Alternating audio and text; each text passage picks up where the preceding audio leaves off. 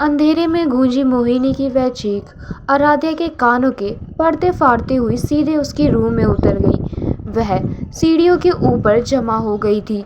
उसका शरीर इतना सुन्न पड़ चुका था कि चाहकर भी उसके पैर आगे नहीं बढ़ रहे थे। उसके गिरे हुए फोन की स्क्रीन से हल्की सी रोशनी आ रही थी, लेकिन नीचे हॉल में सिर्फ मौत का घूप अंधेरा था। मोहिनी, आराध्या के मुंह से बस एक बेआवाज़ सी फुसफुसाहट निकली। नीचे से किसी के भारी कदमों की आवाज़ तेजी से सीढ़ियों की तरफ बढ़ी।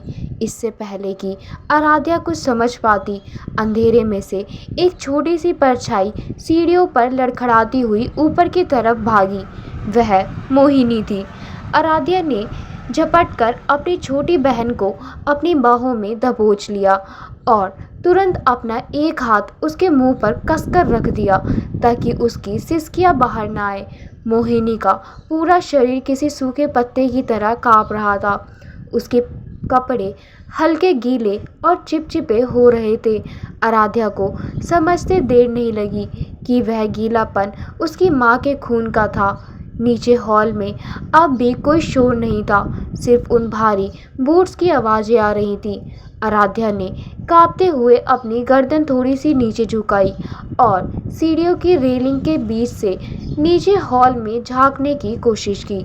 खिड़की से छनकर आ रही हल्की सी चांदनी में जो नज़ारा उसने देखा, उसने आराध्या के अंदर की सारी इंसानियत, सारे रंग और सारे सपने एक ही पल में मार दिए। सुमेधा जी फर्श पर औंधे मुंह गिरी हुई थी। उनके सिर के पास खून का एक गहरा काला सा तालाब बन रहा था। वह हिल नहीं रही थी। तभी आरव के कमरे का दरवाज़ा खुला। 10 साल का आरव अपनी नींद भरी आंखों से हाथ में अपना वीडियो गेम का कंट्रोलर पकड़े हुए बाहर निकला। माँ, लाइट क्यों चली गई? आराध्या की आंखें डर से फटी की फटी रह गई। वह चीखना चाहती थी, आरव भागो, लेकिन उसके गले से कोई आवाज़ नहीं निकली। अंधेरे में खड़ा एक लंबा चौड़ा आदमी जिसने काले रंग के टैक्टिकल गियर्स और नाइट विजन गोगल्स पहन रखे थे, धीरे से मुड़ा। उसने अपनी साइलेंस लगी गन बिना किसी झिझक के उस 10 साल के मासूम बच्चे की तरफ तान दी। एक हल्की सी आवाज़, कोई चीख नहीं। आरव का छोटा सा शरीर किसी टूटे हुए खिलौने की तरह पीछे की तरफ गिरा और हमेशा के लिए शांत हो गया। कंट्रोलर उसके हाथ से छूटकर फर्श पर गिर गया। नहीं, आराध्या के मुंह पर रखे उसके खुद के हाथ ने उसकी इस चीख को दबा लिया, लेकिन उसकी आंखों से आंसुओं का जो सैलाब फूटा, उसमें उसकी पूरी दुनिया बह गई। उसकी नसें फटने को हो रही थी। उसका 10 साल का छोटा भाई, उसकी माँ, उसकी आंखों के सामने। तभी मेन डोर पूरी तरह खुला। बाहर से 2 आदमियों ने एक लहूलुहान शरीर को घसीटते हुए अंदर हॉल में फेंक दिया। वह महेश शर्मा थे। उनका चेहरा इतनी बुरी तरह कुचला गया था कि उन्हें पहचानना मुश्किल था। उनकी हड्डियां टूटी हुई थी और वह खांसते हुए खून उगल रहे थे। दुश्मन उनके ऑफिस से ही उनके पीछे लग गए थे। उन हमलावरों का लीडर धीरे से महेश के पास आकर खड़ा हुआ। उसने महेश के बालों को पकड़कर उसका सिर पीछे की तरफ खींचा। आखिरी बार पूछ रहा हूँ, वफादार कुत्ते। लीडर की आवाज़ में एक मशीनी सी क्रूरता थी।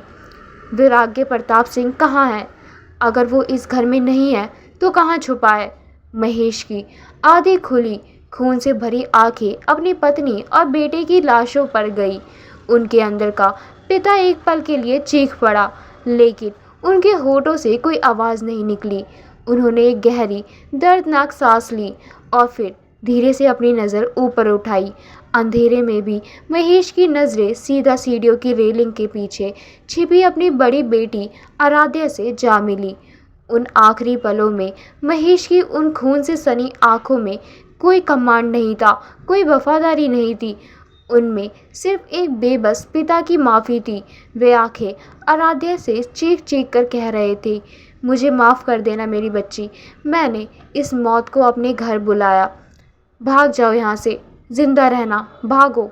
महेश ने लीडर के चेहरे पर थूक दिया। लीडर ने बिना कोई भाव बदले अपनी गन महेश के सिर पर रखी। आराध्या के पिता का सिर जमीन पर लुढ़क गया। अब उस घर में कोई नहीं बचा था, सब खत्म हो चुके थे। पूरे घर की तलाशी लो, कोना कोना छान मारो, वैरागी की कोई निशानी या घर का कोई भी सदस्य जिंदा नहीं बचना चाहिए। लीडर ने आदेश दिया। भारी बूट्स की आवाज़ें सीढ़ियों की तरफ बढ़ने लगी। ये वह पल था जहां आराध्या के अंदर की वह नाजुक डरी हुई लड़की हमेशा के लिए मर गई। अब उसके पास रोने या सदमे में जाने का वक्त नहीं था। उसकी बाहों में उसकी 14 साल की बहन थी, जिसकी जान अब सिर्फ और सिर्फ उसके हाथों में थी। आराध्या ने मोहिनी को उठाया और बिना कोई आवाज़ किए पागलों की तरह अपने कमरे की तरफ भागी। उसने कमरे का दरवाज़ा अंदर से बंद किया, लेकिन उसे लॉक नहीं किया, क्योंकि लॉक की क्लिक आवाज़ से उन्हें पता चल जाता कि वह वहाँ है। उसने एक भारी अलमारी को अपनी पूरी ताकत लगाकर धकेला और दरवाजे के आगे अड़ा दिया। दीदी, माँ, आरव। मोहिनी सदमे से काँप रही थी, उसकी आंखें फटी हुई थी। चुप रहो मोहिनी, प्लीज़। आराध्या ने अपनी बहन का चेहरा अपने हाथों में पकड़कर अपनी कांपती हुई आंसुओं से भरी आंखों से उसकी आंखों में देखा। हम वापस आएंगे, लेकिन अभी हमें जिंदा रहना है। आराध्या सीधे कमरे की बालकनी की तरफ भागी। बालकनी के नीचे घर के पीछे वाले बगीचे और एक पुरानी शेड था। सीढ़ियों पर कदमों की आहटें अब उनके कमरे के ठीक बाहर तक पहुंच चुकी थी। कोई दरवाजे को धक्का दे रहा था।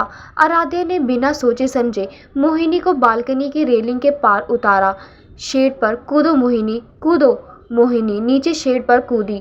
आराध्या ने एक आखिरी बार अपने उस कमरे को देखा जहां उसके रंगों से भरे कैनवास रखे थे। आज वे सारे रंग काले और लाल हो चुके थे। दरवाजे पर एक जोरदार लात पड़ी और अलमारी खिसकने लगी। आराध्या रेलिंग फांद कर नीचे शेड पर कूद गई।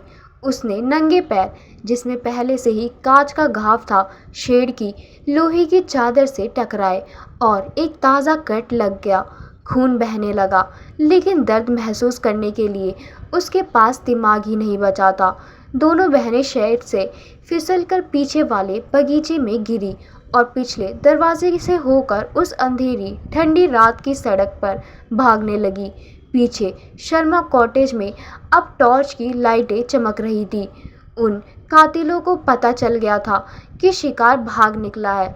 आराध्या मोहिनी का हाथ पकड़े कंक्रीट की सड़क पर नंगे पैर पागलों की तरह भाग रही थी। रात का अंधेरा उनकी चीखों और सिसकियों को निगल रहा था।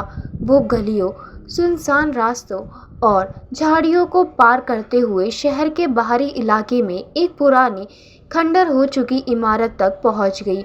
वहां पहुंचकर आराध्या के पैरों ने जवाब दे दिया। वह अपनी बहन के साथ उस ठंडी धूल भरी जमीन पर गिर पड़ी। कई घंटों तक उस अंधेरे खंडर में सिर्फ मोहिनी के रोने और आराध्या की भारी उखड़ती हुई सांसों की आवाज़ गूंजती रही। जब सुबह की पहली किरण उस खंडर की टूटी हुई छत से अंदर आई तो उसने आराध्या के चेहरे को रोशन किया, लेकिन यह वह आराध्या नहीं थी जो कल रात थी। वह ज़मीन पर घुटनों के बल बैठी थी। उसके कपड़े मिट्टी और उसके अपने ही पैर के खून से सने हुए थे। उसने अपनी दोनों बाजुओं से मोहिनी को कसकर गले लगाया हुआ था, जो थक कर उसकी गोद में बेहोश हो चुकी थी। आराध्या की आंखें वह एकदम सूखी थी, उनमें अब एक भी आंसू नहीं था। वह पूरी तरह से खाली और पत्थर की तरह सर्द हो चुकी थी। उसके दिमाग में बार बार सिर्फ एक ही चेहरा घूम रहा था, वैराग्य प्रताप सिंह। मेरे साए में मौत पलती है। उसके वो शब्द आराध्या के कानों में गूंज रहे थे। हाँ, वो सही था। वह मौत का ही दूसरा नाम था। वह आराध्या के घर में पनाह मांगने आया था, लेकिन बदले में उसने आराध्या की पूरी जिंदगी दुनिया को एक ही रात में शमशान बना दिया। उसके पिता, जिन्होंने अपनी पूरी जिंदगी उस इंसान की गुलामी में निकाल दी, उस शैतान ने उन्हें भी मरने के लिए छोड़ दिया। आराध्या ने अपने कांपते हुए खून से सने हाथों को देखा। मैं माफ़ी मांगने गई थी, उससे मैंने उसके दर्द को महसूस किया था। आराध्या के होठ एक खौफनाक सूखी सी हंसी में खींच गए।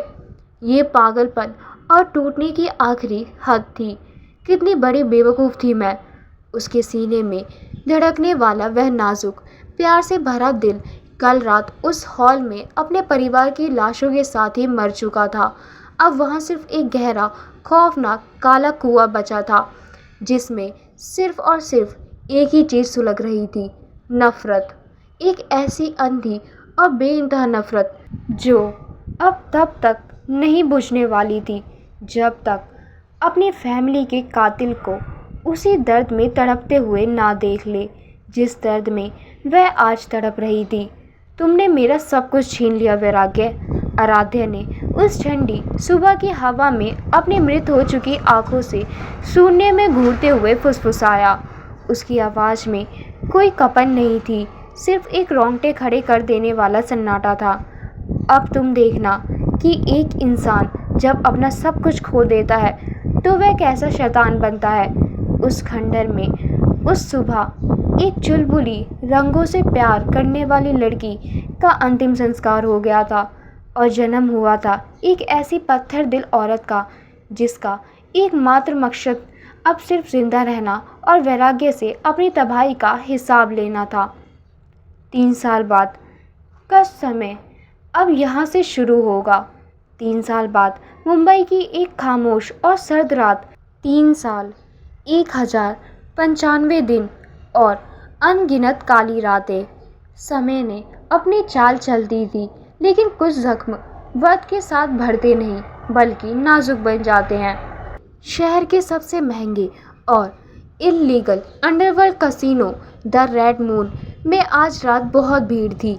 हवा में महंगी सिगार, शराब और करोड़ों के जुए की महक तैर रही थी, जहां शहर के सबसे बड़े क्रिमिनल्स, पॉलिटिशियंस और स्मगलर्स का आना जाना था।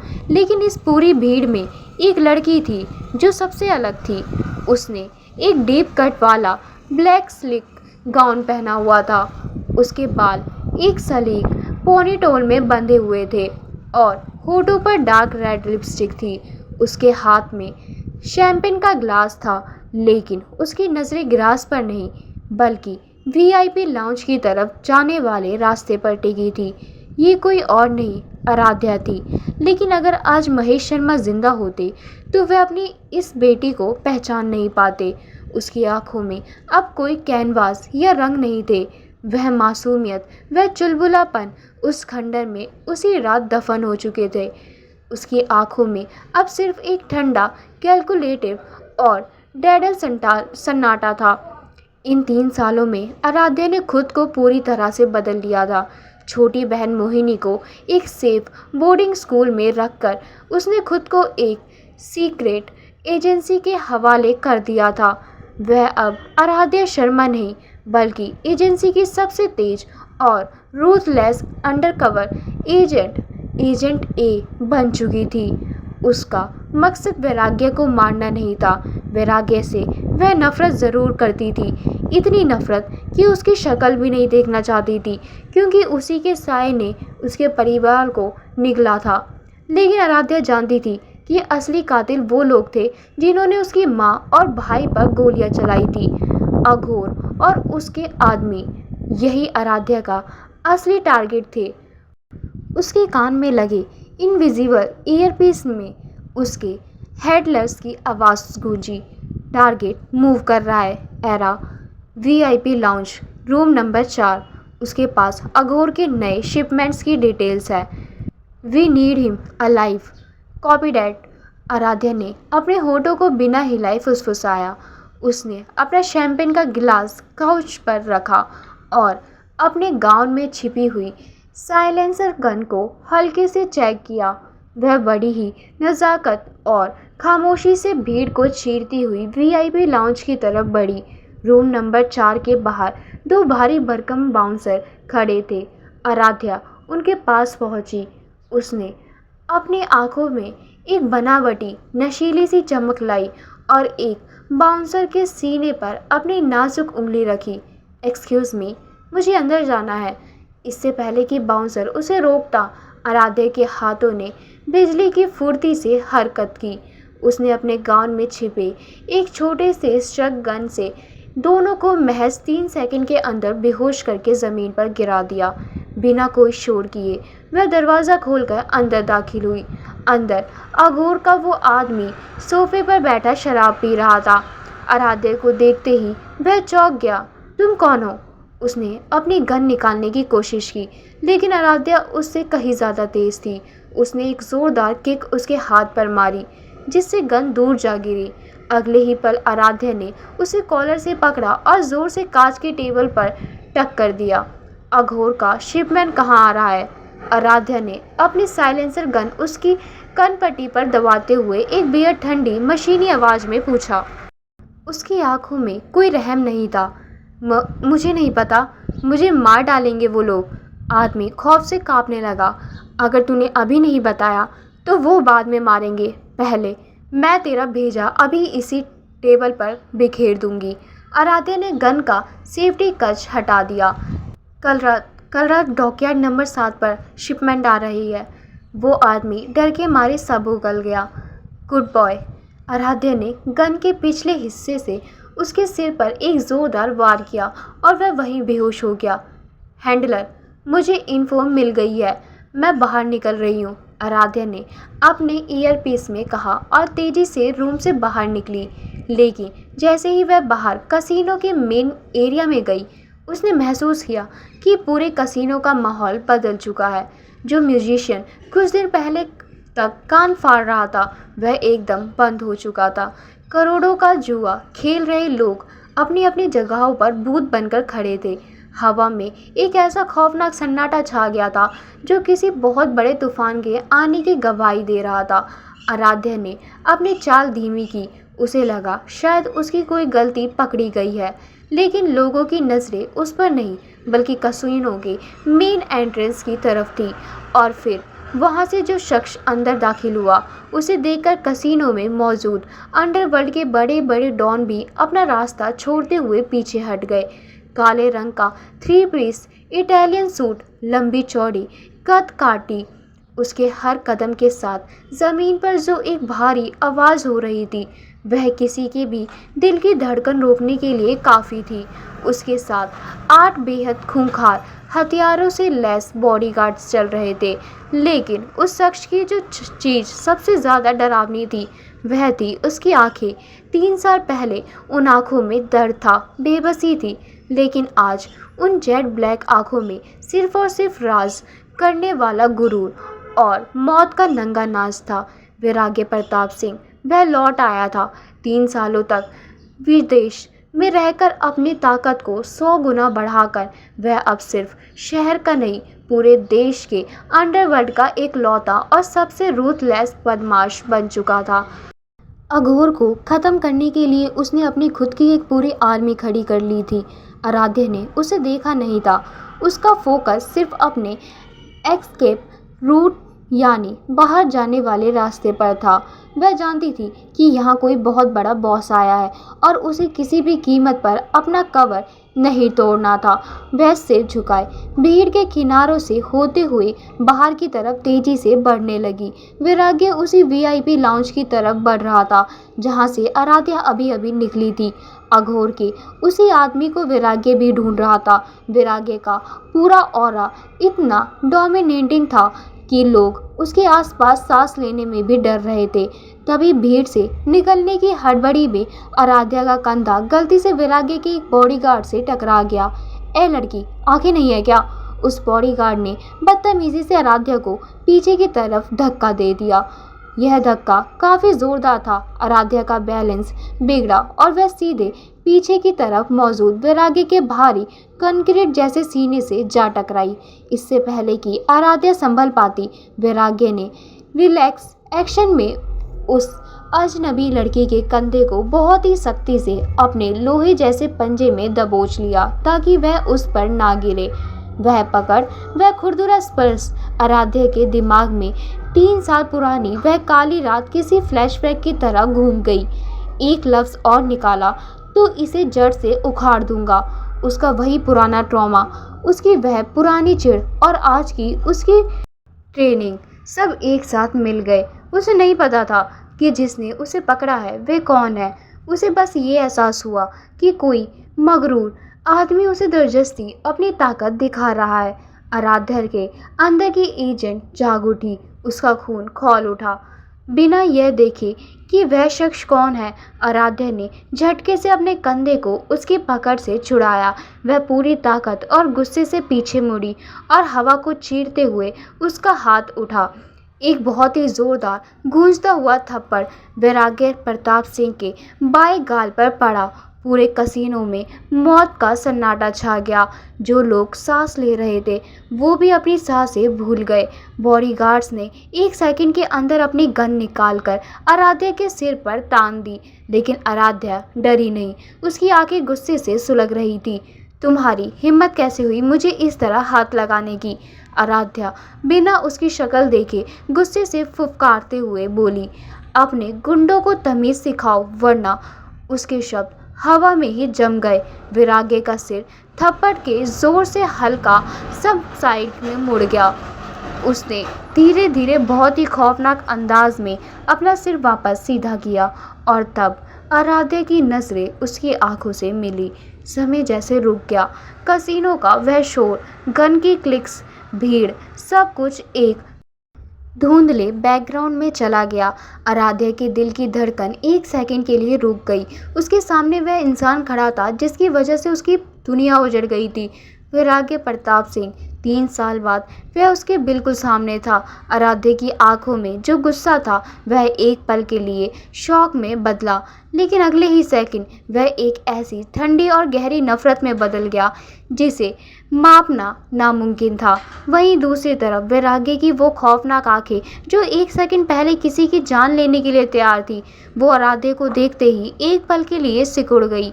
उसने उस चेहरे को पहचान लिया था। वही बड़ी बड़ी आंखें, वही चेहरा, लेकिन वह मासूमियत गायब थी जिस लड़की को वह 3 साल पहले एक रोती बिलखती डरी हुई बच्ची के रूप में छोड़कर आया था।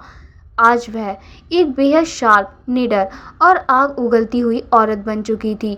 और सबसे बड़ी बात, उसने अंडरवर्ल्ड के बेताब बादशाह को सबके सामने थप्पड़ मारा था। वैराग्य ने अपनी आंखें हल्के से सिकोड़ी।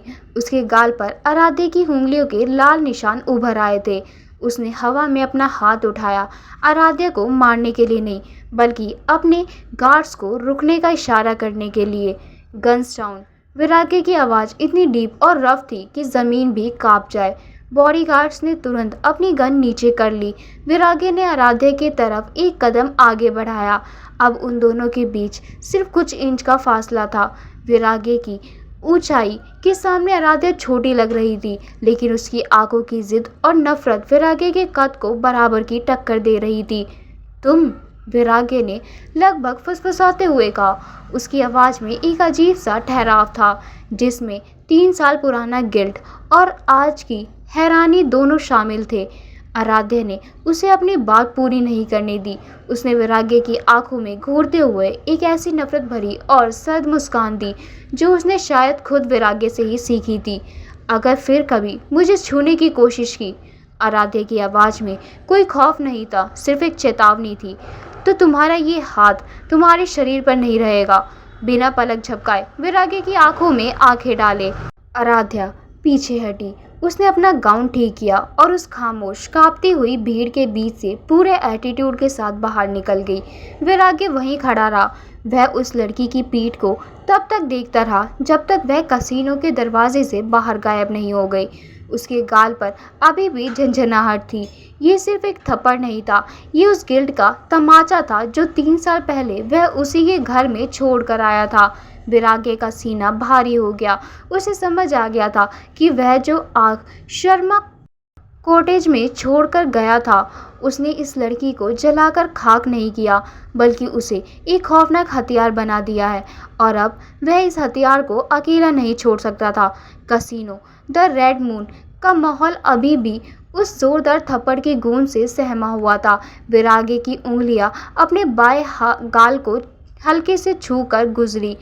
वहाँ अभी भी एक जलन थी, लेकिन यह जलन वैराग्य को गुस्सा नहीं दिला रही थी बल्कि उसके अंदर एक अजीब सी हलचल पैदा कर रही थी। बिना किसी को कुछ कहे वैराग्य तेज और भारी कदमों से वीआईपी लाउंज के रूम नंबर 4 की तरफ बढ़ा। उसके गार्ड्स चुपचाप उसके पीछे थे। कमरे का दरवाजा खुला पड़ा था। बाहर दोनों बाउंसर जमीन पर बेहोश पड़े थे। वैराग्य ने अंदर कदम रखा। अंदर का नजारा देखकर वैराग्य की नजरें सिकुड़ गई। अघोर का वह खास आदमी जिससे वैराग्य को शिपमेंट की डिटेल्स निकलवानी थी, वह खून से लथपथ कांच की टेबल पर बेहोश पड़ा था।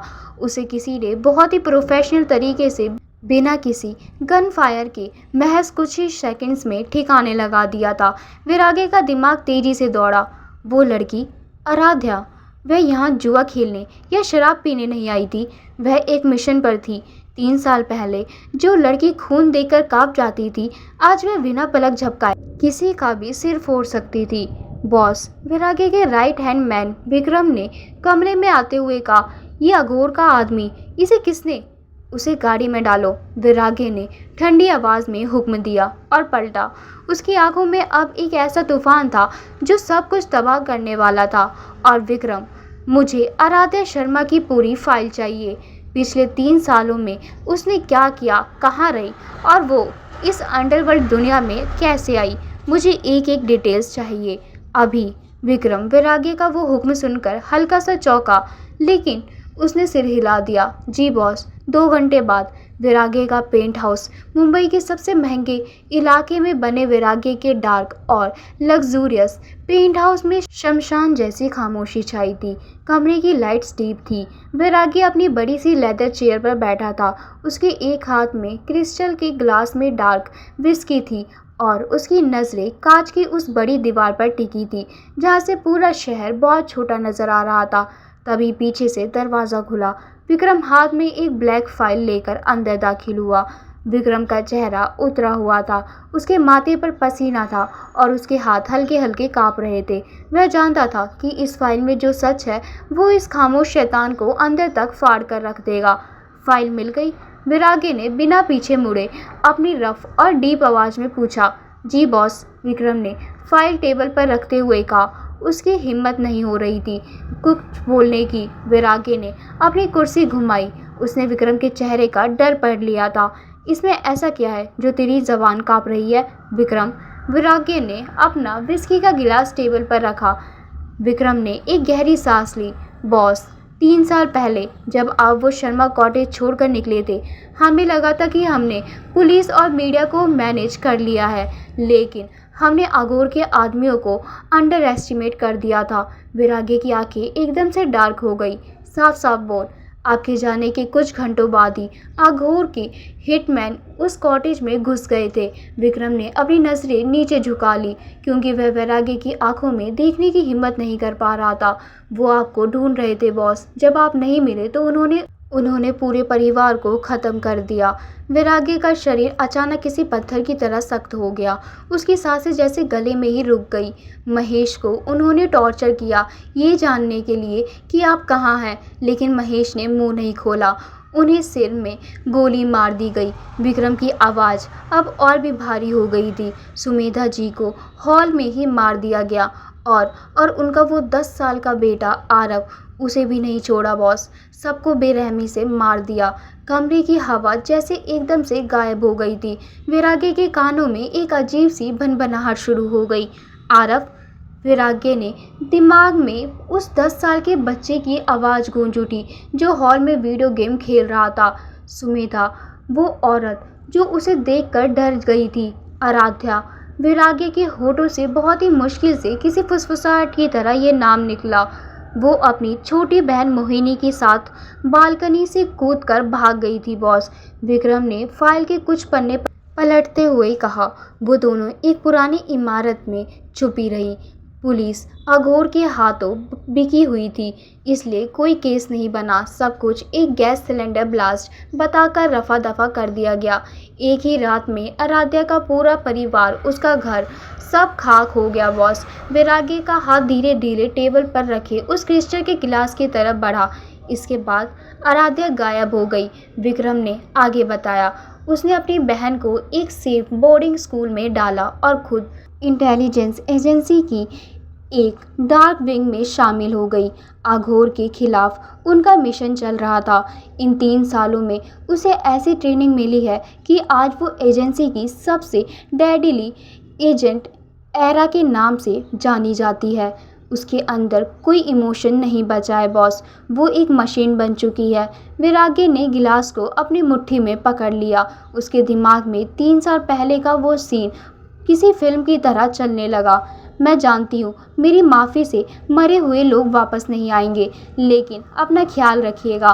फिर आराध्य की वो डबडबाई हुई आंखें, वो पैर से बहता हुआ खून, वो लड़की जिसने अपने परिवार के खिलाफ जाकर उसकी केयर की थी। और बदले में विरागी ने क्या किया? उसने अपनी मौत के साए को उस घर में अकेला छोड़ दिया। अगर वो उस रात वहाँ से नहीं जाता तो शायद वो उन हथियारों को रोक लेता। महेश नहीं मरता, वो 10 साल का बच्चा नहीं मरता। मेरे साए में मौत पलती है, विरागी ने खुद से कहा था। और आज कसीनो में आराध्य की आंखों में जो नफरत थी वो विरागी को अब समझ आ रही थी। वो नफरत सिर्फ एक थप्पड़ की नहीं थी, वो नफरत एक उजड़ी हुई बेटी, एक बर्बाद हो चुकी बहन की थी। आराध्या जानती थी कि उसके परिवार की मौत का असली जिम्मेदार कौन है। विरागे की मुट्ठी इतनी जोर से कसी कि वो क्रिस्टल का मोटा गिलास चूर चूर हो गया। कांच के टुकड़े विरागे की हथेली में गहरे घस गए। खून की बूंदें टेबल पर टपकने लगी, लेकिन विरागे के चेहरे पर दर्द की एक लकीर भी नहीं थी। उसके अंदर जो आग लगी थी, उसके सामने ये दर्द कुछ भी नहीं था। बॉस, आपका हाथ। विक्रम घबराकर आगे बढ़ा। पीछे हटो, विरागे जोर से दहाड़ा। उसकी वो दहाड़ इतनी खौफनाक थी कि विक्रम के कदम वहीं जम गए। विरागे अपनी कुर्सी से उठा। उसकी आंखें लाल हो चुकी थी और उसमें एक ऐसा पागलपन था जो किसी को भी जलाकर भस्म कर दे। उसने अपने खून से सने हाथ की परवाह किए बिना फाइल में लगी आराध्य की उस ताज़ा तस्वीर को देखा। तस्वीर में आराध्य के चेहरे पर कोई भाव नहीं था, उसकी आंखें एकदम सर्द थी। विरागे के अंदर गिल्ट का वो ज्वालामुखी फट चुका था, जिसे वह 3 साल से अपने सीने में दबाए बैठा था। उसने महेश से उसका परिवार छीन लिया था। उसने एक मासूम लड़की को एक बेरहम कातिल बना दिया था। मैंने उसे तबाह कर दिया। विरागे ने तस्वीर को देखते हुए बहुत ही नीची, रोंगटे खड़े कर देने वाली आवाज़ में कहा, मैंने उस लड़की से सब कुछ छीन लिया। बॉस, वो एजेंसी के लिए काम कर रही है, वो अब हमारे लिए भी खतरा है। विक्रम ने प्रोफेशनल तरीके से समझाने की कोशिश की। आज उसने आपको थप्पड़ मारा है, वो आपको मारना चाहती है, हमें उसे रास्ते से। इससे पहले कि विक्रम अपना जुमला पूरा करता, विरागे ने एक झटके से आगे बढ़कर विक्रम का कॉलर पकड़ लिया और उसे दीवार से दे मारा। अगर तेरे या मेरे किसी भी आदमी के दिमाग में आराध्या को खरोच तक पहुंचाने का ख्याल भी आया, विरागे की आवाज़ में मौत बोल रही थी। उसने विक्रम की आंखों में सीधा देखते हुए कहा, तो मैं उसकी खाल जिंदा उधेड़ कर इस पूरे शहर में लटका दूंगा। विक्रम का दम घुट रहा था। उसने डर से कांपते हुए हामी भरी। विरागी ने उसे छोड़ दिया। वह वापस टेबल के पास आया और आराध्य की उस तस्वीर को अपने खून से सने हाथ से उठा लिया। तस्वीर पर विरागे का खून लग गया था। वो मुझे मारना चाहती है ना? विरागे ने तस्वीर को देखते हुए एक अजीब सी दर्दनाक और डार्क मुस्कान दी।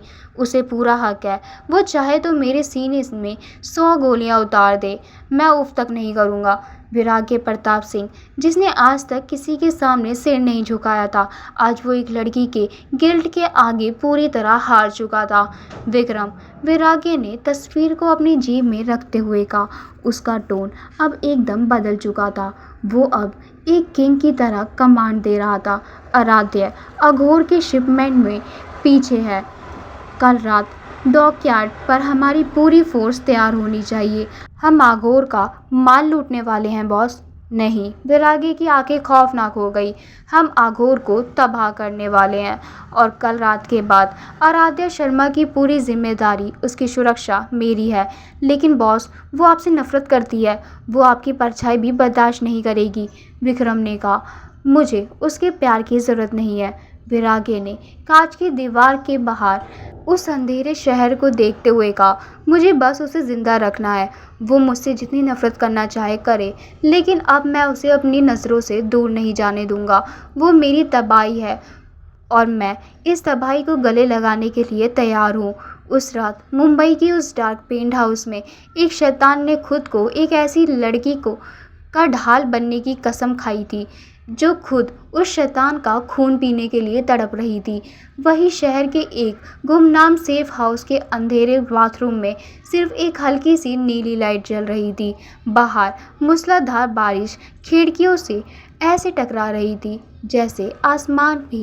जैसे आसमान भी किसी बात पर अपना गुस्सा निकाल रहा हो। सिंक के सामने खड़ी आराध्या ने दोनों हाथों से मार्बल के किनारों को इतनी जोर से कसकर पकड़ा हुआ था कि उसके पोर सफ़ेद पड़ गए थे। उसका सिर झुका हुआ था और गीले बालों से पानी की बूंदें टपक कर सिंक में गिर रही थी।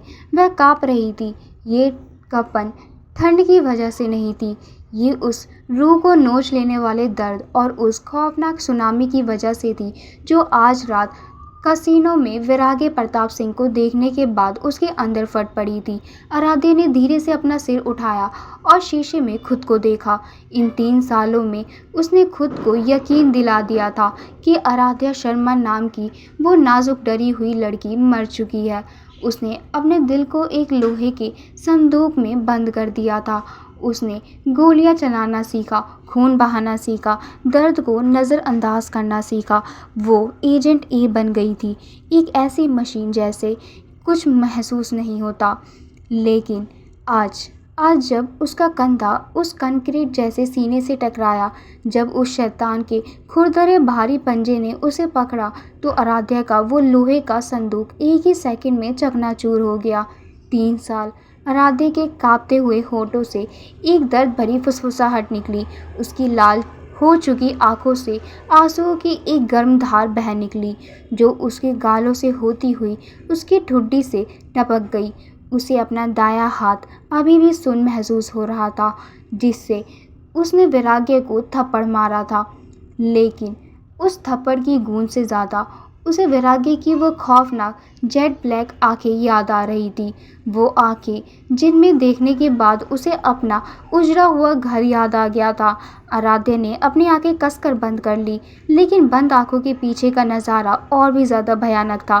फर्श पर औंधे मुंह गिरी हुई सुमिधा जी, खून से सना हुआ उसका चेहरा, वीडियो गेम का कंट्रोलर पकड़े हुए आरब का वो छोटा सा बेजान शरीर और पापा की वो बेबस खून से भरी आंखें जो उससे भाग जाने की भीख मांग रही थी। आह! आराध्या के गले से एक घुटी हुई दिल दहला देने वाली चीख निकली और वह वहीं घुटनों के बल ठंडे फर्श पर गिर पड़ी। उसने अपने दोनों हाथों से अपने सीने को कसकर पकड़ लिया, जैसे कोई उसके दिल को मुट्ठी में भींच कर निकाल रहा हो। वो दर्द, वो गिल्ट आज फिर से ताज़ा हो गया था। क्यों वापस आया वो? आराध्या हिचकियाँ लेते हुए बच्चों की तरह फर्श पर बैठी रो रही थी। उस खाली बाथरूम में उसकी सिसकियाँ दीवारों से टकरा कर गूंज रही थी। मेरी दुनिया जला दी उसने, सब कुछ छीन लिया और खुद वहाँ एक राजा की तरह खड़ा था। क्यों जिंदा है वो शैतान, क्यों? उसने विरागे को उस रात अपने घर पनाह दी थी। उसने उसके माथे पर हाथ रखा था, उसका दर्द कम करने की कोशिश की थी और बदले में वैराग्य ने क्या किया?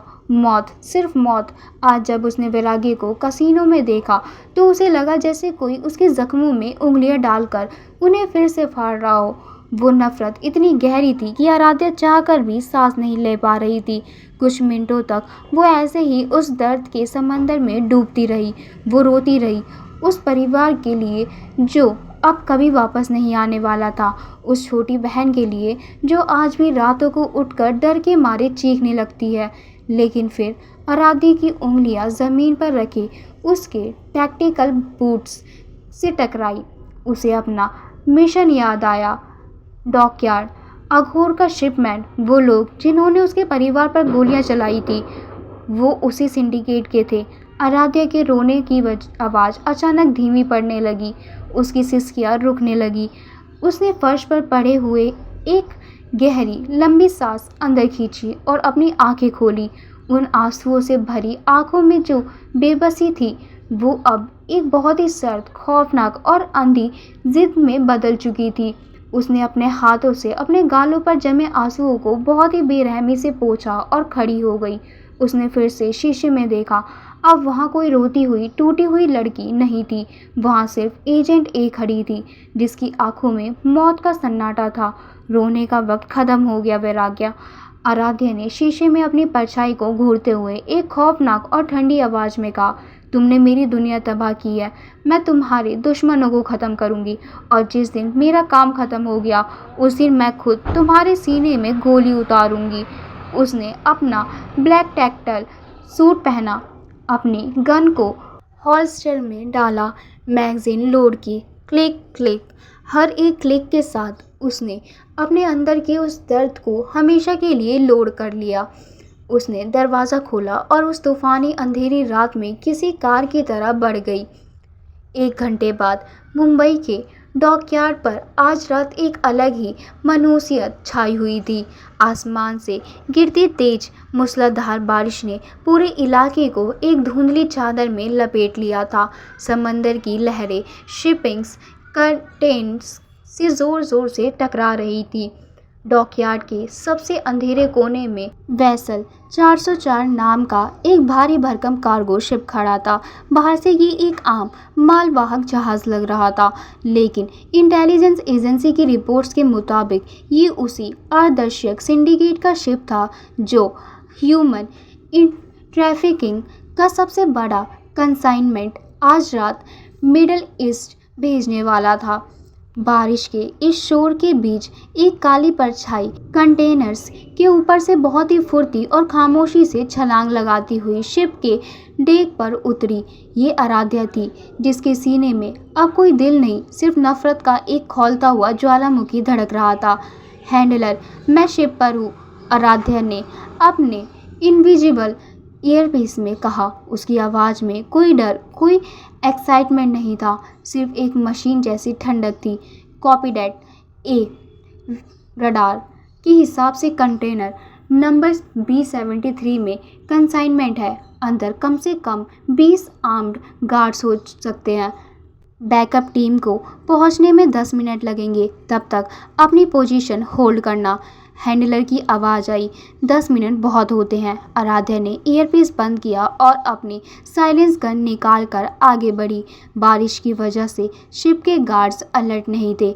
आराध्या ने अपनी ट्रेनिंग का पूरा इस्तेमाल किया। 2 गार्ड्स जो डेक पर सिगरेट पी रहे थे। आराध्या ने अंधेरे से निकलकर महज 3 सेकंड के अंदर उन दोनों की गर्दन ऐसी सलाई से मरोड़ी कि उनके मुंह से एक आ तक की आवाज़ नहीं निकली। लाशों को साइड में खिसकाकर आराध्या सीधा शिप के निचले हिस्से में उतरी। वहाँ का नज़ारा किसी के भी रोंगटे खड़े कर दे। एक बड़े से लोहे के पिंजरेनुमा कंटेनर के अंदर 20 से 25 छोटी बच्चियाँ और लड़कियाँ डरी सहमी एक दूसरे से चिपकी हुई बैठी थी। आराध्या के सीने में एक हल्का सा दर्द उठा। उसे अपनी छोटी बहन मोहिनी याद आ गई, लेकिन उसने तुरंत उस इमोशन को मार दिया।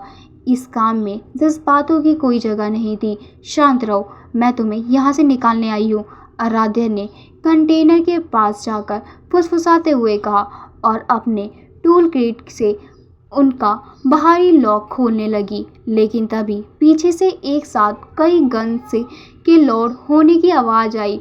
आराध्या ने झटके से मुड़कर देखा। सिंडिकेट के बाहर बेहद खतरनाक भारी हथियारों से लैस गार्ड्स ने उसे चारों तरफ से घेर लिया था। बैकअप टीम को आने में अभी भी 8 मिनट बाकी थे और आराध्या अकेले इतने बड़े गैंग रिंग के बीच पूरी तरह फंस चुकी थी। एजेंसी की कुतिया गार्ड्स के लीडर्स ने एक भद्दी सी हंसी हंसते हुए कहा, हमें पता था तुम लोग हमारे माल पर नज़र रखे हो। बॉस ने कहा था कि जो भी आए उसे इसी शिप के अंदर 7 समंदर में दफना देना। फायर, आराध्या ने तुरंत कंटेनर की आड़ ली। गोलियों की बौछार से कंटेनर का लोहा छलनी होने लगा। आराध्या ने अपनी जगह से झांककर 2 सटीक हेडशॉट लिए जिससे 2 गार्ड्स वहीं ढेर हो गए, लेकिन बाकी गार्ड्स कवर फायर देते हुए उसकी तरफ बढ़ने लगे। आराध्या की गन की मैगजीन खाली हो गई। क्लिक। उसने तुरंत दूसरी मैगजीन लोड की, लेकिन वो जानती थी कि वो ज़्यादा देर तक लोड नहीं कर पाएगी। गार्ड्स अब मुश्किल से 10 कदम की दूरी पर थे। आराध्या ने एक गहरी सांस ली, अपनी गन को कसकर पकड़ा और आर पार की लकड़ी के लिए बाहर निकलने ही वाली थी कि शिप के ऊपर वाले हेड पर एक इतना भयानक धमाका हुआ कि पूरा भारी भरकम जहाज पूरी तरह हिल गया। नीचे मौजूद गार्ड्स का बैलेंस बिगड़ गया। वो कुछ समझ पाते इससे पहले ही ऊपर से बेसमेंट की तरफ आने वाली सीढ़ियों की लाइट्स एक झटके में कट गई। वहाँ सिर्फ घना अंधेरा और बाहर कड़कती बिजली की रोशनी बची थी। क्या हुआ बे? ऊपर क्या है? गार्ड्स का लीडर घबराकर सीढ़ियों की तरफ मुड़ा और फिर उस अंधेरे से मौत बरसनी शुरू हुई। साइलेंसर से चलने वाली गोलियों की तेज आवाज़ सीढ़ियों की तरफ मुड़ी। 3 गार्ड्स के सिरों से खून का फव्वारा फूटा और वो बिना कोई आवाज़ किए ज़मीन पर गिर पड़े। बाकी गार्ड्स पागलों की तरह उस अंधेरे में गोलियां चलाने लगे, लेकिन उनका निशाना हवा में जा रहा था। वो जिससे लड़ रहे थे वो कोई इंसान नहीं, एक साया था। आराध्या अपनी जगह पर हैरान खड़ी थी। ये उसकी बैकअप टीम नहीं थी। एजेंसी कभी इस तरह से धमाके करके काम नहीं करती। ये कोई और था, कोई ऐसा जो इन खूंखार गार्ड से भी 10 गुना ज़्यादा खतरनाक था। अंधेरे में किसी के भारी बूट्स की आवाज़ गूंजी। हर कदम के साथ एक गार्ड्स की लाश जमीन पर गिर रही थी। किसी का गला काटा जा रहा था तो किसी के सीने में सीधे गोलियां उतारी जा रही थी। ये कोई फाइट नहीं थी, ये एक तरफा कत्ले आम था। चंद सेकंड के अंदर उन 12 आम गार्ड्स में से सिर्फ उनका लीडर जिंदा बचा था। लीडर डर के मारे कांप रहा था। उसकी गन से गोलियां खत्म हो चुकी थी। वो पीछे खिसकते हुए दीवार से जा लगा। तभी बिजली कड़की और उसकी तेज नीली रोशनी में सीढ़ियों से नीचे उतरी वो खौफनाक परछाई पूरी तरह साफ हो गई। काले रंग का लंबा ओवरकोट जो बारिश से पूरी तरह भीगा हुआ था। उसके एक हाथ में एक ऑटोमेटिक असॉल्ट राइफल थी जिससे अभी भी हल्का धुआं निकल रहा था और उसकी आंखें, वो जेट ब्लैक आंखें किसी भूखे भेड़िए सी चमक रही थी। विराग्य प्रताप सिंह लीडर उसे देखते ही पहचान गया। उसके चेहरे का रंग कागज़ की तरह सफ़ेद हो गया। तो तुम तो मर। लीडर अपना जुमला पूरा भी नहीं कर पाया। विराग्य ने बिना किसी एक्सप्रेशन बदले, बिना पलक झपकाए अपनी राइफल का ट्रिगर दबा दिया। बैंग। लीडर का भेजा दीवार पर बिखर गया। उसका धड़ाम से गिरता हुआ शरीर शिप के फर्श पर खून का एक नया तालाब बनाने लगा। पूरे बेसमेंट में अब सिर्फ लड़कियों की दबी हुई सिसकियों और विराग्य के भारी बूट्स की आवाज़ थी। विराग्य ने अपनी गन नीचे की और अपना ओवरकोट ठीक किया। उसने अभी अभी 12 लोगों को मारा था, लेकिन उसकी सांसें बिल्कुल नॉर्मल थी, जैसे उसने महज कुछ कीड़े कुचले हो। उसने अपने कॉलर में लगे माइक पर उंगली रखी। विक्रम। विराग्य की वो डीप रफ आवाज़ उस सन्नाटे में गूंजी। लड़कियों को यहाँ से निकालो। कंटेनर्स में C4 विस्फोटक ब्लास्ट करो। मैं इस शिप का एक दिन का भी नहीं छोड़ना चाहता। अघोर को पता चलना चाहिए कि उसका बाप लौट आया है। रुक जाओ। अचानक आराध्या कंटेनर के पीछे से बाहर आई।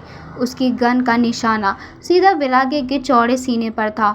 विराग्य ने धीरे से अपनी गर्दन घुमाकर आराध्या को देखा। उसकी आंखों में कोई हैरानी नहीं थी। वो जानता था कि आराध्या यहाँ है, बल्कि वो उसी के लिए यहाँ आया था, लेकिन उसने अपने चेहरे पर वो जाहिर नहीं होने दिया।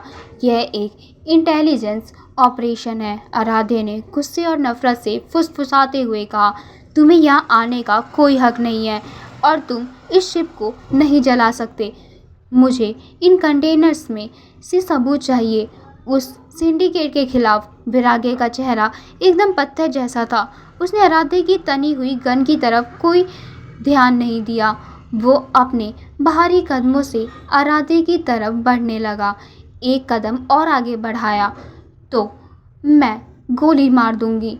आराध्या ने अपनी गन का सेफ्टी कैच हटाते हुए चेतावनी दी, लेकिन वैराग्य रुका नहीं। वो चलता हुआ बिल्कुल आराध्या के सामने आ गया। अब उनके बीच महज कुछ इंच का फासला था। वैराग्य के कोट से टपकते बारिश की पानी और खून की महक आराध्या के नथुनों से टकरा रही थी।